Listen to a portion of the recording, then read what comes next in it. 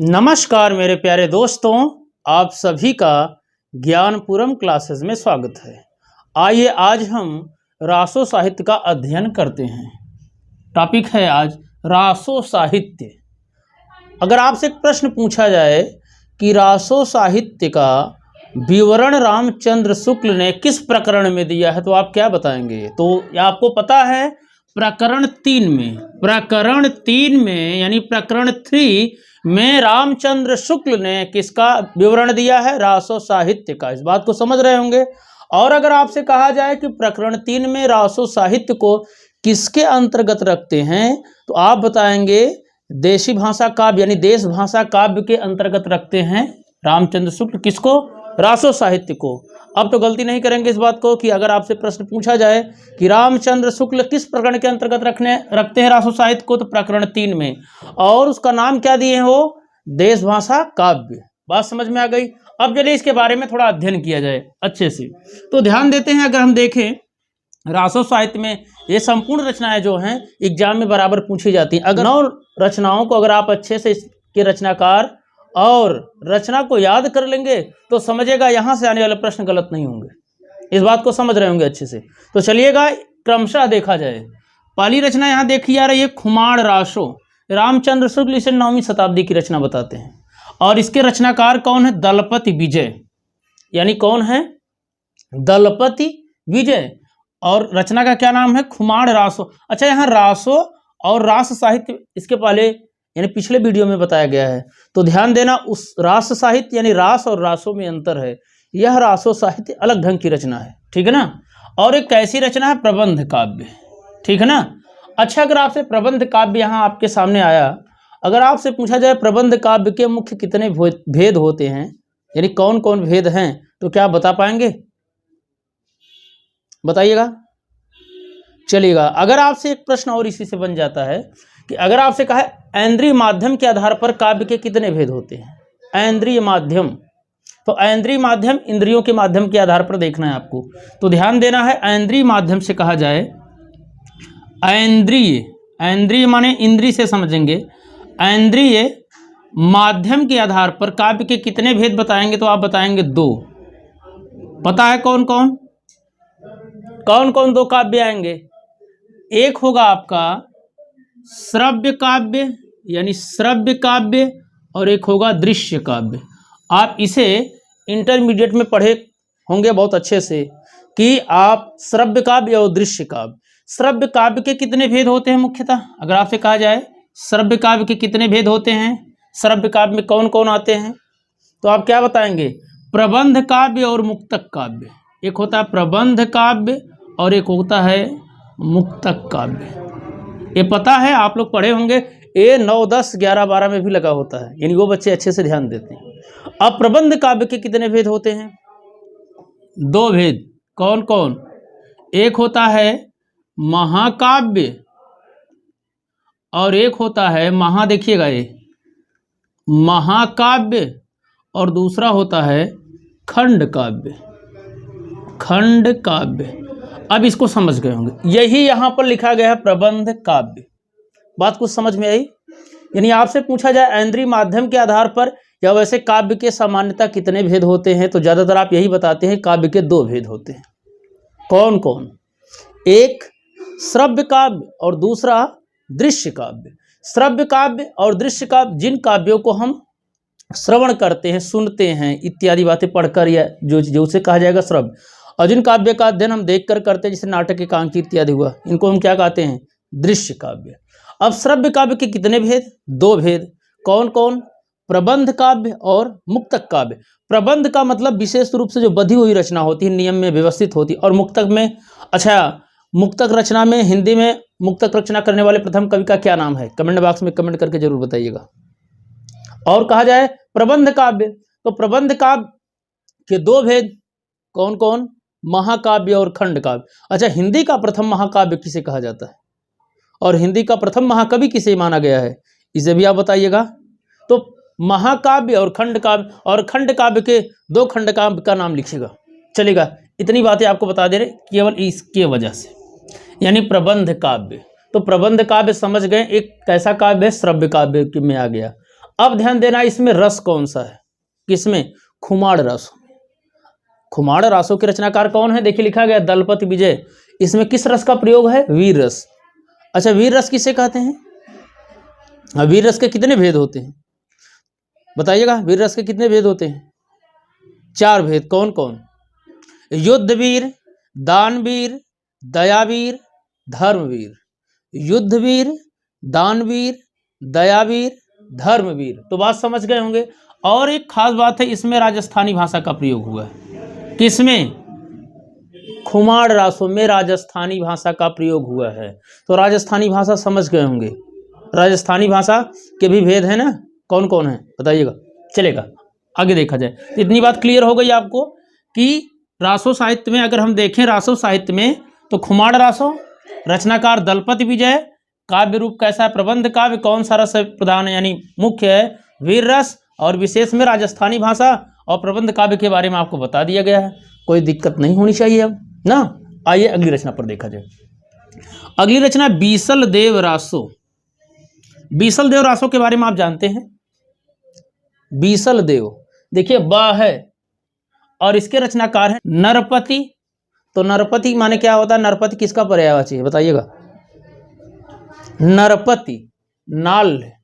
और यहाँ ये काव्य रूप है वीर गीत का, यानी वीर गीत काव्य रूप के अंतर्गत रखा जाएगा। अच्छा ये ध्यान दीजिएगा, इसमें जो रासो साहित्य में चारण या भाट का उल्लेख मिलता है। चारण और भाट किसे कहते हैं इसको भी बताइएगा गौर से।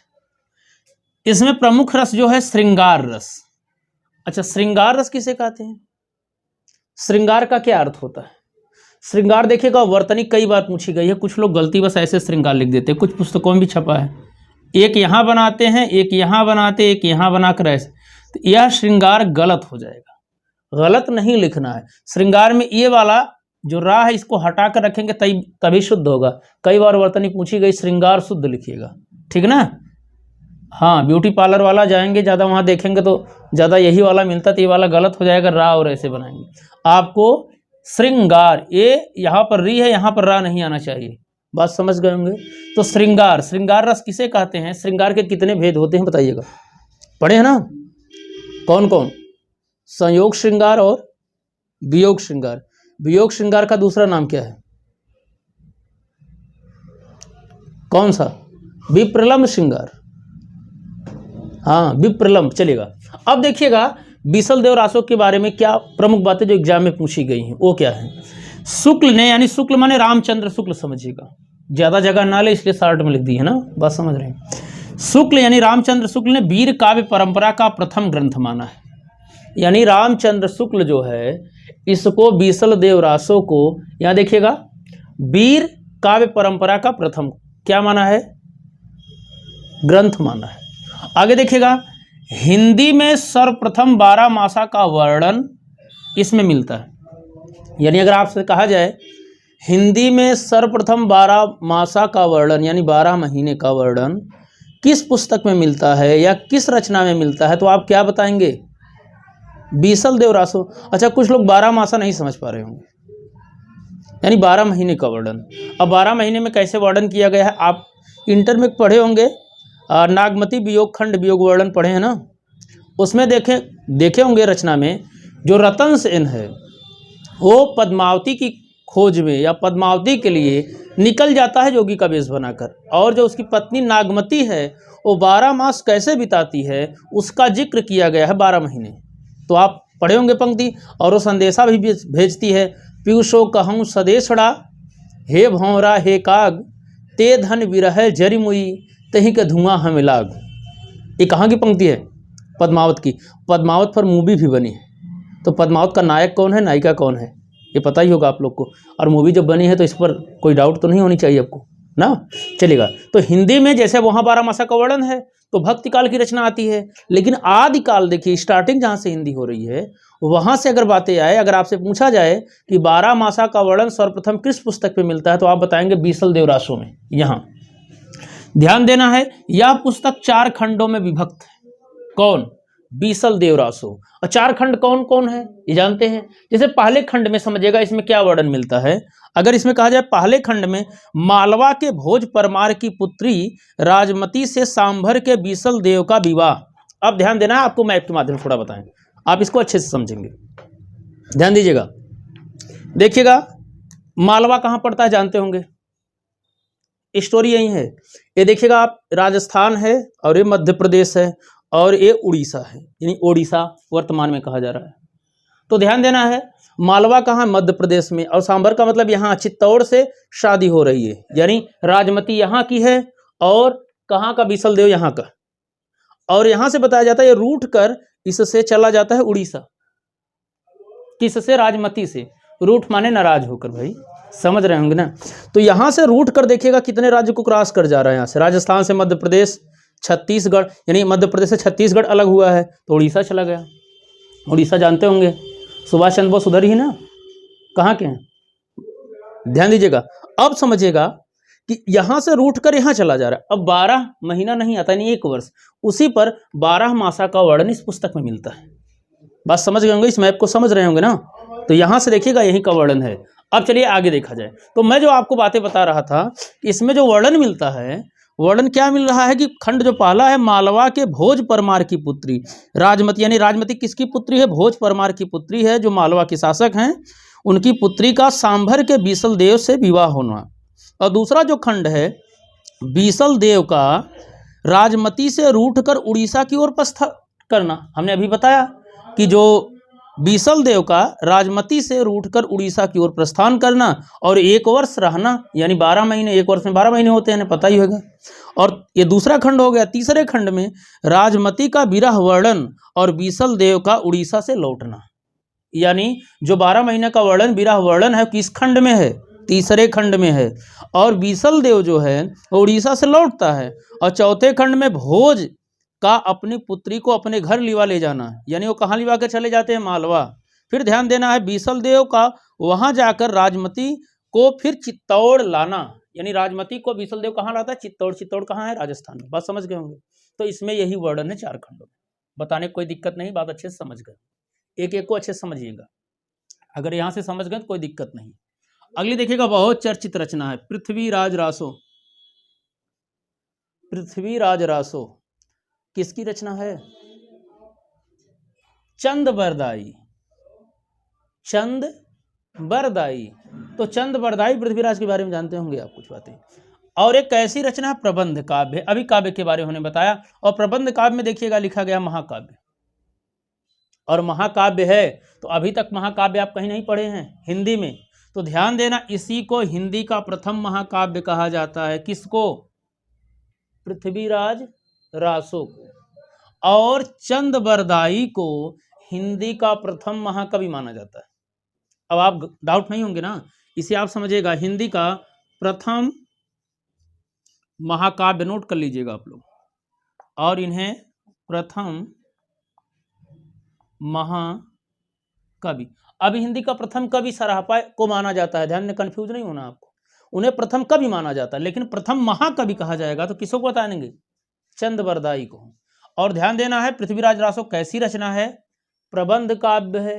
यानी आपसे पूछा जाए, अगर प्रबंध ना दिया हो और महाकाव्य दिया हो तो आप इसे टिक कर लीजिए। और अगर आपसे पूछा जाए हिंदी का प्रथम महाकाव्य कौन सा है तो किसे बताएंगे, पृथ्वीराज रासो को। ध्यान देना, इसमें रचना क्या है, वीर रस और श्रृंगार रस का वर्णन है। वीर रस और श्रृंगार रस, ध्यान देना, दोनों मिलता है। अब यहां देखिएगा, इससे जो और खास प्रश्न पूछे गए हैं वो समझिएगा। इसमें 69 सायों में विभक्त है। अगर आपसे एक प्रश्न यहां पूछा जाए, पृथ्वीराज रासो किस में विभक्त है, विकल्प दे, खंड में, कांड में, सर्ग में, समय में, तो किस में टिक करेंगे, समय में। यानी इसमें कितने समय हैं, 69 समय है, 69, 69 होता ना, एक कम 70। और इसमें 68 छंदों का प्रयोग है। ध्यान दे रहे हैं ना, 68 छंद। और आपको कितने छंद याद हैं, कितने छंद याद हैं, आप सोच लीजिएगा इस महाकाव्य में। फिर आगे देखिएगा, हजारी प्रसाद द्विवेदी, इनको जानते ही होंगे, बताने कोई जरूर, इंटर में पढ़े होंगे। इनकी रचना कुटज ना, बहुत प्रेरणादायक रचना है। इसको सुख सुखी यानी सुख और सुखी, सुख माने क्या होता है और सुखी माने, समझिएगा, संवाद के रूप में रचित माना है। हजारी प्रसाद द्विवेदी कहते हैं कि यह जो रचना पृथ्वीराज रासो है सुख सुखी संवाद पर रची है। आगे देखिएगा और जो रचना पूछी गई है, ये आरपीएससी में अगला जो संस्करण बता रहे हैं आरपीएससी में पूछा गया है। इसके कितने संस्करण प्रसिद्ध हैं? अगर आपसे पूछा जाए कि पृथ्वीराज रासो के कितने संस्करण प्रसिद्ध हैं तो आप कितने बताएंगे? 4 संस्करण। देखिए लिखा गया है 4 संस्करण प्रसिद्ध हैं और चौथा संस्करण सबसे छोटा संस्करण है। यही आरपीएससी में पूछा गया था, सबसे छोटा संस्करण कौन सा है? तो आप कौन सा बताएंगे? चौथा संस्करण है। इसको बात को नोट कर लीजिए, स्क्रीनशॉट ले लीजिए आप लोग, तब बता रहे हैं इसको। इसमें कौन सा संस्करण सबसे छोटा है? चौथा संस्करण सबसे छोटा है। और इसमें सबसे बड़ा संस्करण कौन सा है ये बताइएगा, जो लोग ध्यान दें तो समझिए सबसे बड़ा संस्करण वह है जिसका प्रकाशन नागरी प्रचारणी सभा काशी से हुआ तथा जिसकी हस्तलिपियां प्रतियां उदयपुर के संग्रहालय में सुरक्षित हैं। बात समझ में आ गई? और समझिएगा सभा ने 1585 ईस्वी में लिखित प्रति के आधार पर रासों का संपादन कराया और इस संस्करण में 69 यानी 69 समय तथा 16,306 छंद बताए। और द्वितीय रूप में जो उपलब्ध संस्करण पृथ्वीराज रासों में 7,000 छंदों का काव्य माना गया। इसका प्रकाशन नहीं हुआ, किंतु अबोहर एवं बीकानेर में इसकी प्रतियां सुरक्षित हैं जो 17वीं शताब्दी ईस्वी में लिखी गई। तीसरा लघु संस्करण 3500 छंदों में है जिसमें केवल 19 समय हैं। इस संस्करण की हस्तलिखित प्रतियां भी बीकानेर में सुरक्षित हैं। और चौथा संस्करण सबसे छोटा है जिसमें केवल 1300 छंद हैं। यदि समझ गए होंगे इसमें कितने हैं? केवल 1300 छंद, कोई दिक्कत नहीं। आगे देखिएगा, ये कई बार एग्जाम में पूछा गया कौन कौन लोग इसको प्रमाणित मानते हैं, कौन कौन प्रमाणित नहीं। तो क्या प्रमाणित मानने वाले कौन है? मिश्र बंधु। मिश्र बंधु की रचना जानते होंगे, पिछले वीडियो में बताया गया है, यानी इनका हिंदी साहित्य का इतिहास कौन सा है। श्याम सुंदर दास के बारे में आप जानते होंगे, कोई बताने की दिक्कत, इनका भी इतिहास ग्रंथ बताया गया और बीएचयू से इनका कुछ रिलेशन बताया गया था, याद है। फिर कर्नल टाड, मोहन लाल, विष्णुलाल पंड्या, ये लोग बताते हैं पृथ्वीराज रासो जो है प्रमाणित। प्रमाणित के रूप में यहाँ देखिएगा कि रामचंद्र शुक्ल मानते हैं, शुक्ल का मतलब शुक्ल, और बूल्हर, मुरारीदान, गौरी शंकर, हीराचंद ओझा, देवी प्रसाद इसको क्या मानते? अप्रमाणित मानते हैं। और अर्ध प्रमाणित कौन मानता है? हजारी प्रसाद द्विवेदी, देखिए आधा प्रमाणित। और मुनिजन विजय, सुनीत कुमार चटर्जी, दशरथ ओझा। एक बार नोट कर लीजिएगा, ये प्रश्न कई बार पूछा गया है, जैसे कम से कम इतने को याद कर लीजिए। मिश्र बंधु श्याम सुंदर दास क्या मानते हैं? क्या मानते हैं? प्रमाणित मानते हैं। बात समझ में आ गई। और रामचंद्र शुक्ल अप्रमाणित मानते हैं, इसको पूरा जाली ग्रंथ ठहराते हैं। और मुरारीदान भी गौरी शंकर ओझा और देवी प्रसाद। अर्ध प्रमाणित में हजारी प्रसाद द्विवेदी मानते हैं, कई बार एग्जाम में पूछा गया है, इस बात को ध्यान दीजिएगा बहुत अच्छे से। डॉक्टर बच्चन सिंह पृथ्वीराज के विषय में लिखते हैं, यह यानी पृथ्वीराज रासो एक राजनीतिक महाकाव्य है, दूसरे शब्दों में राजनीतिक महाकाव्यात्मक त्रासदी। अगर पूछा जाए तो किसको बताएंगे? राजनीति की महाकाव्यात्मक त्रासदी किसको कहा गया है? पृथ्वीराज रासो को। कौन कहा है? डॉक्टर बच्चन सिंह। इस बात को समझ जाइएगा। सबसे पहले सर्वप्रथम जो बूल्हर हैं कश्मीरी कवि जयानक कृति के आधार पर, यानी बूल्हर जो हैं कश्मीरी कवि जयानक कृति की, जो जयानक के कवि हैं उनकी रचना पृथ्वीराज विजय के आधार पर 1875 ईस्वी में पृथ्वीराज रासो को अप्रमाणित घोषित किया था। ध्यान देना है, अगर आपसे कहा जाए, यानी कि शुक्ल को तो लिख दिया गया है पहले, लेकिन अगर आपसे पूछा जाए कि पृथ्वीराज रासो को सबसे पहले कौन अप्रमाणित मानता है तो सबसे पहले बूल्हर अप्रमाणित मानते हैं। कौन मानते हैं? बूल्हर। बूल्हर क्या कैसे मानते हैं? तो हमने आपको बताया कश्मीर के एक कवि हैं जिनका नाम क्या बताया हमने, बताइएगा क्या नाम बताया? जयानक एक कवि हैं और उनकी रचना है पृथ्वीराज विजय के आधार पर 1875 ईस्वी में। 75 का मतलब समझ गए, 57 में युद्ध होता है प्रथम, कौन सा? 1857 में, याद करके बताइए। तो उसी समय 1875 में बूल्हर जो हैं जयानक कृत पृथ्वीराज विजय के आधार पर इसको अप्रमाणित, सबसे पहले अगर कहा जाए पृथ्वीराज रासो को अप्रमाणित मानने वाले कौन हैं तो बूल्हर। बात समझ गए होंगे। अच्छा, अगर आपसे पूछा जाए पृथ्वीराज रासो को पूरा कौन किया तो समझिएगा पृथ्वीराज रासो को पूरा करने वाले जल्हड़ हैं। जल्हड़ बहुत बार पूछा गया एग्जाम में। जल्हड़ कौन है? चंद बरदाई के पुत्र हैं, ध्यान देना है।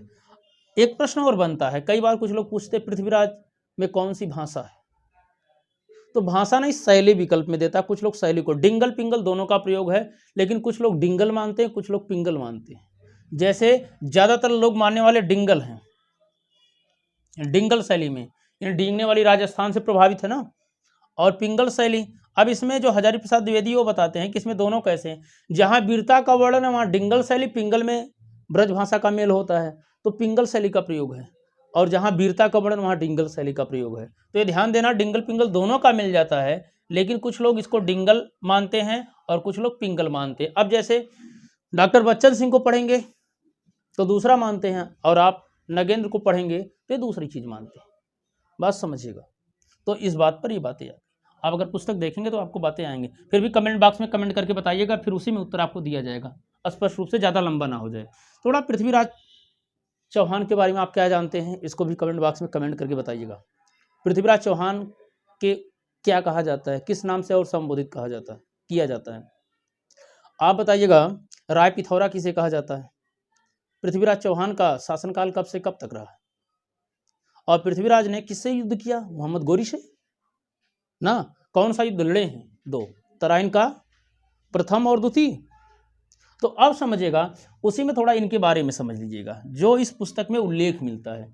यानी बताया जाता है कि चंद बरदाई पृथ्वीराज दोनों एक ही दिन पैदा हुए और एक ही दिन मरे भी। अब उल्लेख क्या मिलता है, बताया जाता है कि पृथ्वीराज चौहान, इस पुस्तक के आधार पर बताया जा रहा है, ऐतिहासिक प्रमाण के आधार पर जो भी बातें हों अलग चीज, जो पृथ्वीराज चौहान हैं, बताया जाता है कई बार जो मोहम्मद गोरी को परास्त किए, लेकिन आप जानते हैं कि इन्होंने एक संयोगिता नाम सुने हैं, संयोगिता किसकी पुत्री है, राजा जयचंद। कहाँ के थे राजा जयचंद, कहाँ के शासक।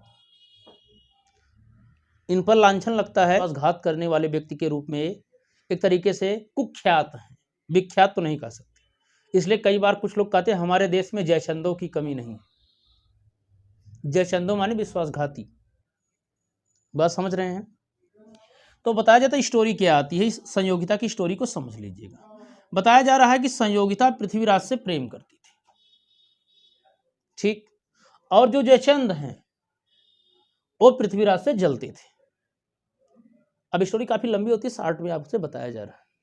जब जलते थे तो बताया जा रहा है कि अपनी जब पुत्री की उन्होंने स्वयंवर रचा, उसमें पृथ्वीराज चौहान की मूर्ति बनाई जो गेट कीपर के रूप में खड़े रहते। बात समझ गए। और बताया जाता है संयोगिता, और पृथ्वीराज को जब पता था कि संयोगिता उनसे प्रेम करती है, तो पृथ्वीराज चौहान छद्म भेष में वहां पर छिपे हुए थे, घोड़ा लेकर पहुंचे थे और छिपे हुए थे। पहले तो यही था, 4 व्हीलर इत्यादि की व्यवस्था तो थी नहीं ना, समझ रहे होंगे। या आप जो बताते 4 व्हीलर से इत्यादि गायब हो गए 2 व्हीलर लेकर, तो ऐसी बातें थी नहीं, वो घोड़े से पहुंचे हुए थे। और संयोगिता जब पृथ्वीराज को नहीं देखी वहां, तो जो उनकी मूर्ति बनी थी जयमाल ले जाकर उन्हीं के गले में डाल दी, ऐसी स्टोरी मिलती है। और पृथ्वीराज क्या करते हैं, संयोगिता को अपने घोड़े पर बैठा कर लेकर वहां से चले बनते हैं, यानी फुर्र हो जाते हैं, जैसे समझिएगा। इस बात को जयचंद बर्दाश्त नहीं करते और वो बदला लेने के लिए आमंत्रित करते हैं, किसको, मोहम्मद गोरी को। मोहम्मद गोरी पृथ्वीराज से बार बार हार रहा था, तो कहते तुम आओ इधर से, मैं तुम्हारी सहायता कर रहा हूं, और ये पराजित हो जाए। बताया जाता है उस समय आक्रमण होता है और ये पकड़ लिए जाते हैं, यानी युद्ध में हार जाते हैं। और जो मोहम्मद गोरी है वो क्या करता है, अब किस युद्ध में हारे हैं पृथ्वीराज चौहान, इसको भी बताइएगा, पराजित जिस युद्ध में हुआ। तो बताया जाता है कि उठाकर गजनी लेकर जाता है। अब वर्णन बहुत कुछ मिलते हैं, कि कहीं मिलता है कि कुएं में गहरा करके इतना नीचे कर दिया जाता है कि जहां तक वो पहुंच ना सके। कुछ जगह बताया जाता है दूरी बताई जाती है, और वहां ले जाकर वो पृथ्वीराज चौहान की आंखें निकाल लेता है, और सब हाथ में, समझ गए होंगे, बांध कर तो रखा होगा व्यक्ति। इनके धनुष बाण को भी उठा ले जाता है, सब कुछ, इनके अस्त्र शस्त्र को। अब जब इनको पता चलता है चंद्रबरदाई को इस बात को पूरा कि वहां चले गए हैं, तो ये पुस्तक जो लिख रहे थे अपने पुत्र जल्हण के हाथों में सौंप दिए, और सौंप उनको देकर वहां से चल दिए, चल गज्जन काज के लिए। यानी पुस्तक जल्हण हथ दे पंक्ति आती है, तो पुस्तक जल्हण हथ दे, यानी अपनी पुस्तक को जल्हण के हाथ में देकर वहां चले जाते। और वहाँ जाकर थोड़ा सा रणनीति यानी आप समझिएगा कूटनीति का सहारा लेते हैं। अब एक कवि कहा भी गया, जहाँ न पहुँचे रवि वहाँ पहुँचे कवि, इसका क्या अर्थ होता है ये बताइएगा जरूर। तो कवि क्या करते हैं चंद जाके वहाँ कहते हैं किससे, मोहम्मद गोरी से, कि इनके पास एक शब्दवेदी बाण चलाना जानते हैं। पहली बात तो तैयार होता नहीं सुनने के लिए, कौन, मोहम्मद गोरी, लेकिन कहता है कि अगर ये बातें हैं तो देखना जरूर चाहिए। तो बताया जाता है कि अब स्टोरियाँ कई ढंग से मिलती हैं कि वो एक तरीके से घंटा बांधता है आवाज़ देने के लिए। ये कहते हैं शब्दवेदी बाण कहीं वही घंटे पर ही निशाना लगाएगा और कहीं ऐसा ना हो कि नहीं तो मैं बोलूँगा तो हमें ही लगा दे। वो कहे महाराज आप ऐसा कीजिए, तो अपनी जनता को दिखाने के लिए थोड़ा सा वाहवाही में सोचता अपनी जनता को जुटाता है और ये अपने सैनिकों के बीच में दिखाना चाहता है कि देखिए इसकी करामात।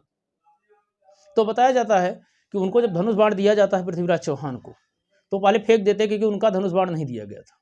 तो ये जो चंद ये कहते हैं कि उनका धनुष बाण दिया जाए। तो जब उनका धनुष बाण दिया जाता है तो समझिएगा जो बात आती है वर्णन कि पृथ्वीराज चौहान जो हैं वो धनुष बाण जब अपना देखते हैं और इधर से चंद क्या करते हैं, कविता पढ़ते हैं। और जहां मोहम्मद गोरी बैठा हुआ था, ये कहते 4 बांस 24 गज अंगुल अष्ट प्रमाण, ता ऊपर सुल्तान है मत चूको चौहान। बात समझ गए होंगे।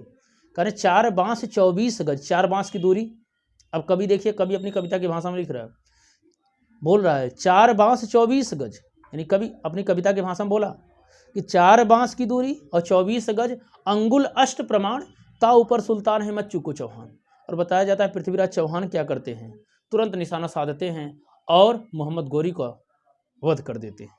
और बताया जाता है कि उसी समय सैनिकों की जो कमर में तलवार रखी हुई थी, ये चंद खींचते हैं और चले जाते हैं पृथ्वीराज चौहान के पास और कहते हैं मित्र, अगर हम लोग पकड़े गए तो इनके यहाँ बहुत दुर्गति होगी, चलो एक तलवार तुम पकड़ो एक तलवार हम। ऐसा वर्णन मिलता है कि कहते हैं दोनों की, पृथ्वीराज चौहान भी इतना तो अनुभवी थे कितनी दूरी है, एक दूसरे का गला काट कर दोनों शहीद हो जाते। कहीं कहीं ये वर्णन आता है कि दोनों को वध कर लेते हैं, यानी ये चंद पहले उनके पास तलवार घोंपते फिर अपने को घोंप कर अंत कर लेते थे। यही वर्णन आता है कि दोनों लोग एक ही दिन पैदा हुए और एक ही दिन मृत्यु को प्राप्त हुए। तो ये है किसके बारे में, पृथ्वीराज रासो के बारे में। कोई दिक्कत तो नहीं होगी, चलेगा। नेक्स्ट देखा जाए, आगे देखिएगा जयचंद प्रकाश, बहुत इंपॉर्टेंट रचना, ये भी पूछी गई।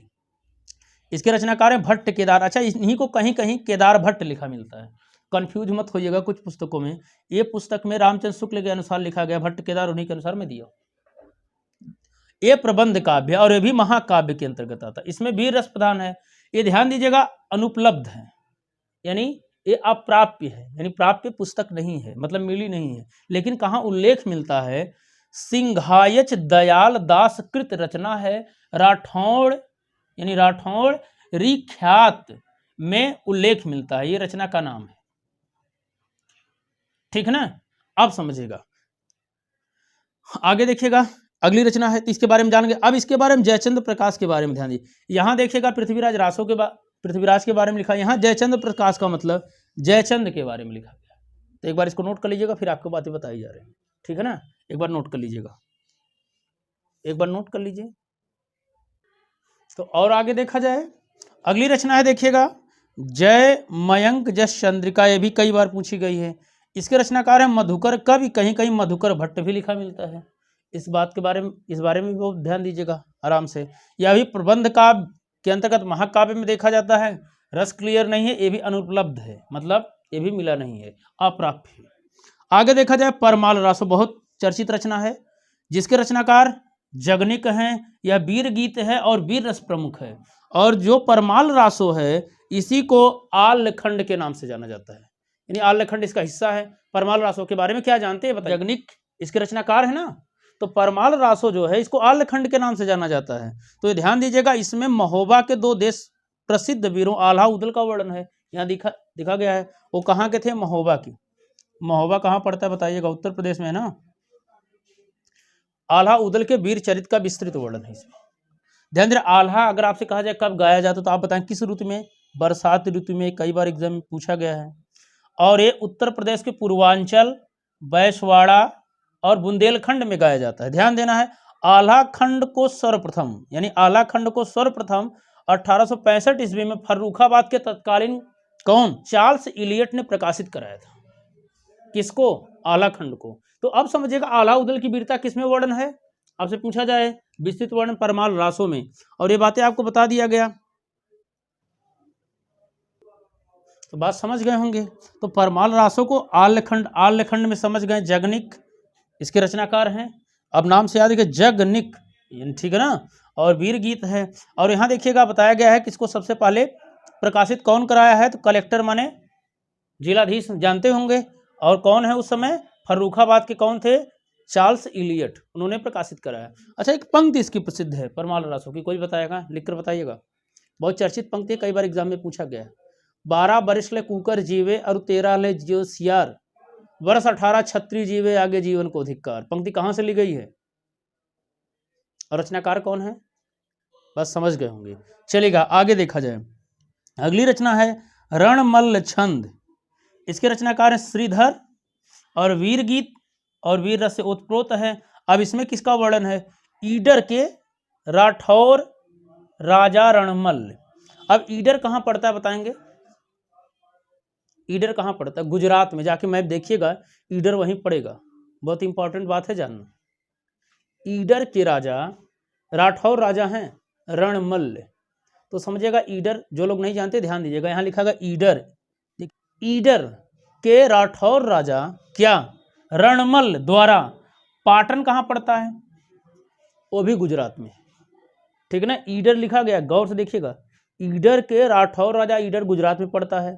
और बताया जा रहा है इनके द्वारा, यानी रणमल्ल द्वारा पाटन भी गुजरात में पड़ता है, मैप में देखेंगे तो समझ जाएंगे। वैसे मैप में आपको दिखा रहा हूँ तो देखेंगे इसमें कहाँ पड़ रहा है, गुजरात में, इसे भी ध्यान दे लीजिएगा अच्छे से, देखिएगा यही है ना गुजरात, यहाँ देखेंगे तो यही आपका पड़ेगा, देखिएगा यही है।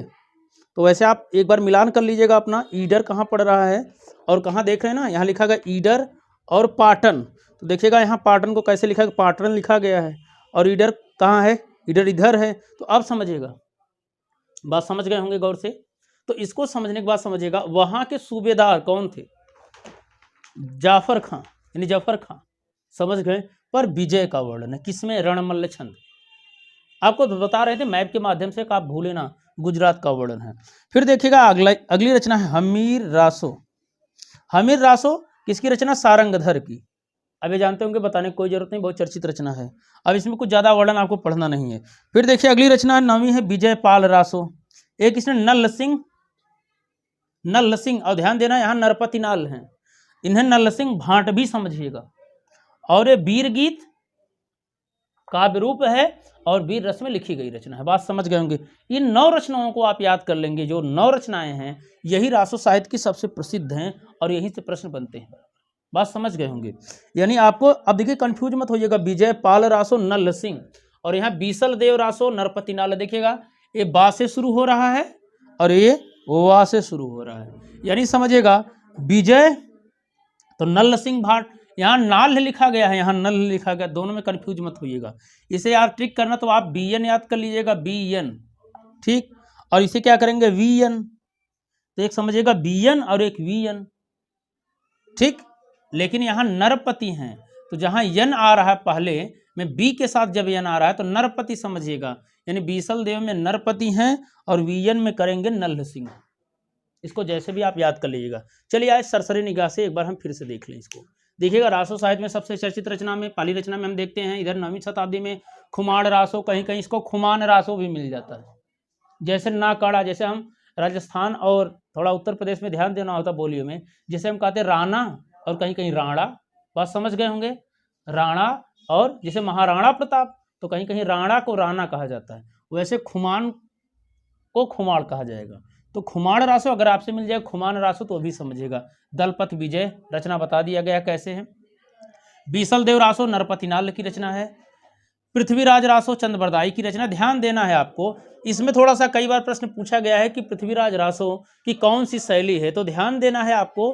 पेज नंबर मैं नगेंद्र का बता रहा हूं कि नगेंद्र ने पेज नंबर कितने पर 70 में लिखे हैं कि यह काव्य पिंगल शैली में लिखा गया है। यानी जो नगेंद्र हैं ये पेज नंबर 70 पे बताते हैं, पेज नंबर 70 नगेंद्र, यानी नगेंद्र का हिंदी साहित्य का इतिहास जानते होंगे, ये बताते हैं पेज नंबर 70 पर, ये लिखते हैं कि यह काव्य किसमें लिखा गया, पिंगल शैली में लिखा गया है। ध्यान देना है, पिंगल शैली में लिखा गया, जो ब्रज भाषा का वह रूप है जिसमें राजस्थानी बोलियों का मिश्रण है। लेकिन वहीं पर हम देखते हैं जब हिंदी साहित्य का दूसरा इतिहास बच्चन सिंह के बारे में, तो बच्चन सिंह किस में लिख रहे हैं, ये बातें आ रही हैं। बच्चन सिंह पेज नंबर 55 पे लिखते हैं, सब मिलाकर इसकी भाषा ब्रज मिश्रित राजस्थानी या डिंगल है। कौन कहते हैं, बच्चन सिंह, बच्चन सिंह का पेज नंबर 55। अब देखिए, अगर एग्जाम में विकल्प अगर ऐसा दे रहा है तो बड़ा संभाल कर देना पड़ेगा, अन्यथा ये क्वेश्चन विवादित हो जाएगा इसकी शैली को लेकर। तो यहाँ डिंगल और पिंगल के बारे में जान गए होंगे। और फिर आगे जयचंद्र प्रकाश भट्ट केदार, जय मयंक जय चंद्रिका, इनको याद करना। देखिए मयंक जुड़ा है तो मधुकर से याद कर लीजिएगा। यहाँ देखिए जयचंद जय मयंक, तो जयचंद से भट्ट केदार यानी केदार भट्ट भी मिल जाए तो भी समझिएगा। जय मयंक जय चंद्रिका तो मधुकर कवि हैं। परमाल रासो बताने कोई जरा जगनिक हैं, और रणमल छंद श्रीधर हैं। हमीर रासो सारंगधर हैं। विजयपाल रासो नल्ल सिंह। तो आज इतना ही, रासो साहित्य समाप्त हुआ। अब हम आपको अगले वीडियो में मिलेंगे, तब तक के लिए नमस्कार, धन्यवाद, जय हिंद।